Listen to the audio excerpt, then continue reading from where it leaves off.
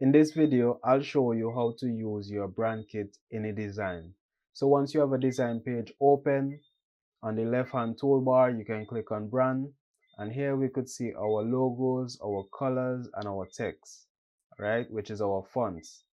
So if you have multiple brand kit, you can just click on this drop down arrow right here, click on the drop down arrow, and then you could select the brand kit that you would like to use in the design.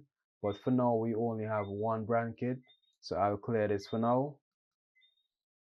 So if you want to add your logo to your design, you can just click on your logo from here, and your logo will come up on your design page. And then you could just make it a bit smaller by just resizing it, and you could drag it around and position it where you would like it on your design. I'll just delete this logo for now. So next we're gonna add a text, and we'll add the text box. So now that we've added our text box, I'll make this a bit bigger.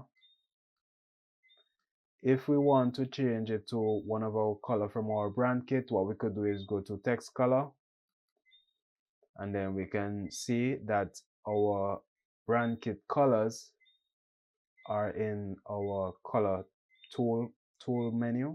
So we could just select one of the color from the palette, or if we have multiple brand kits, we could click the drop down arrow and select the brand kit to get the colors that we would like to use.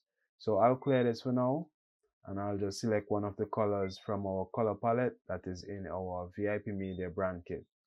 Alright, and the colors are being changed. So it's easy to reference the colors based on the fact that they're saved in your brand kit. So I'll clear this for now. And if we're going to change the font type to one of the fonts in our brand kit, we'll click on font. Then we'll scroll down and we could see our brand kit right here.